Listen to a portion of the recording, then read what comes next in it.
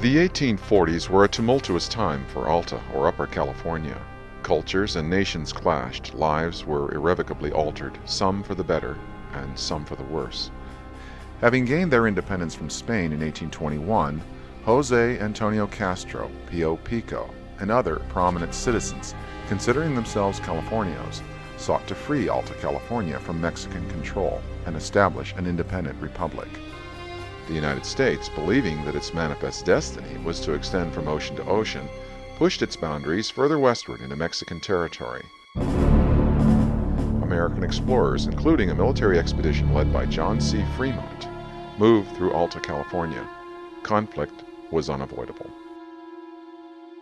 In early 1846, Jose Castro gave Fremont permission to winter his troops in the Central Valley, away from Mexican settlements. Instead, he built a crude fort above San Juan Bautista, on what is today called Fremont Peak, and raised the Stars and Stripes. Recognizing the imminent threat, Jose Antonio Castro and his troops rode out and drove them away. The American retreat was short-lived. Mexico and America were soon at war, a war the Americans very quickly won. Castro's vision of an independent California republic was shattered.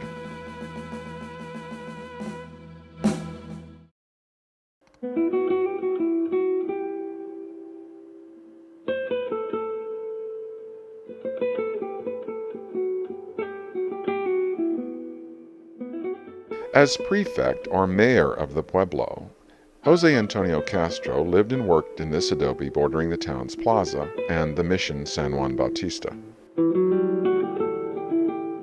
Using Native American laborers from the mission, his father, Jose Tiburcio Castro, had constructed the house in 1839 as a gift for his son and family. Although deeply disillusioned after America's conquest of California, Castro, a devout Catholic, generously welcomed a destitute Irish-American family into his home. Their shared faith overcame Castro's bitterness about the war. Margaret and Patrick Breen and their 8 children arrived penniless in San Juan Bautista in 1848. 2 years earlier, their entire family had survived the tragic winter entrapment, where 41 other members of the Donner Party had perished crossing the Sierra Nevada mountains. A short time after their arrival, John, the Breens' 16-year-old son, left San Juan Bautista to seek his fortune in the newly discovered gold fields. He struck it rich and returned with enough gold to purchase the adobe from Castro as well as 400 acres of land. For a brief time during the gold rush, the Breens opened their house to travelers, calling the adobe the United States Inn.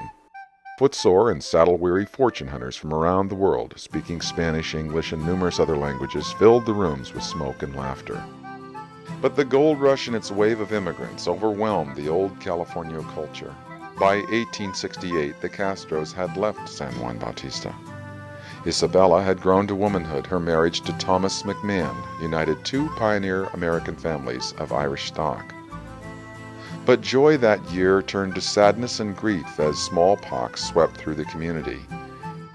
In town, Patrick Breen died just before Christmas. He was 60 years old.